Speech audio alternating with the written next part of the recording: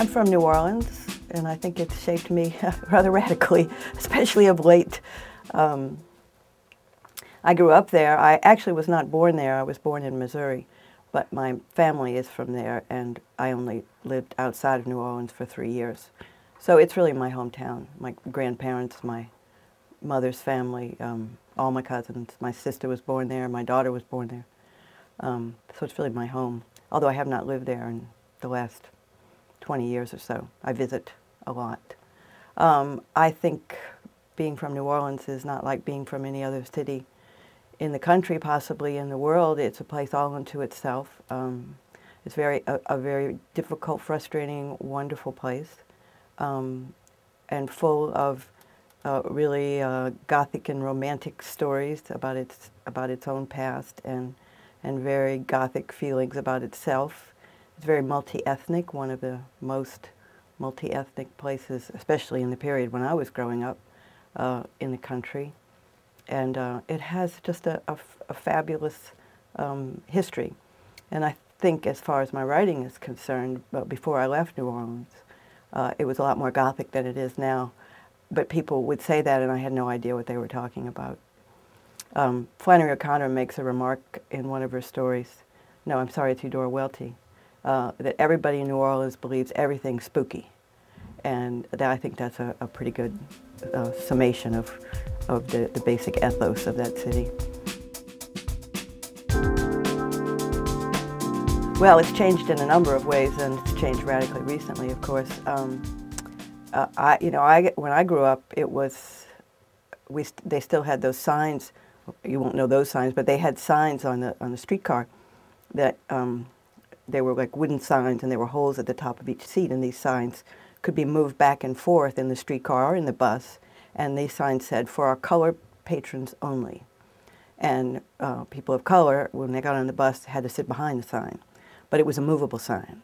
So sometimes they'd move it all the way up, and you'd wind up sitting actually across from a person of color. But we were not allowed, white people were not allowed to sit behind the sign. So it was absurd. It was just bizarre. But it was a given of daily life. Another one was faucets that had, I think it was the same thing, colored over one of them, nothing over the other one, obviously. No need to describe us. And I remember as a girl running over to one of the faucets that said colored, because I thought it would be colored water, and getting my arm yanked out my socket.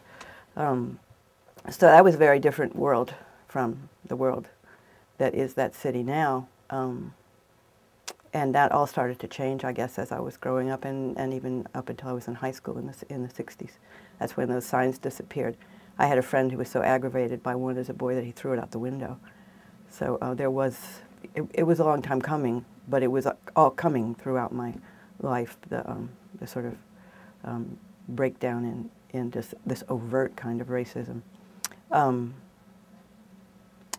then, of course, the big change has been in the last few years, the drowning of New Orleans, the destruction of the city, which is just devastating, and it's not recovering very well, in my view.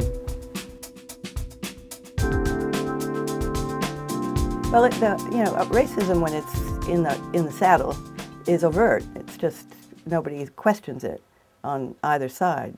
It's understood that this is the way things are done. I saw really more unpleasant and overt racism when I went to visit my grandparents in Missouri, because in that city, it was a little town, black people literally lived on one side of a track, and white people on the other. New Orleans has always had a real mix of neighborhoods, so that very wealthy people live a block away from very poor people, and that's made it a very different. It's a little harder to. Well, I guess it's not hard for some people, but it's a little harder to pretend that your neighbors are not real people.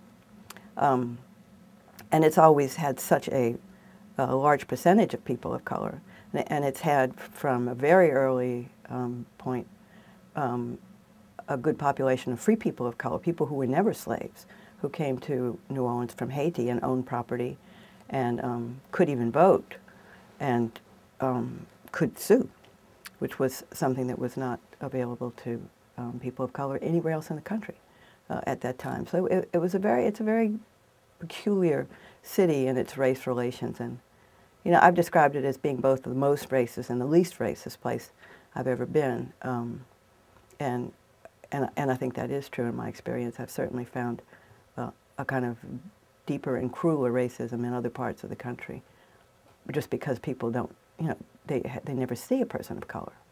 And when they do, it's something special. It's not another person. It's an exotic in some way, which is a kind of racism in itself.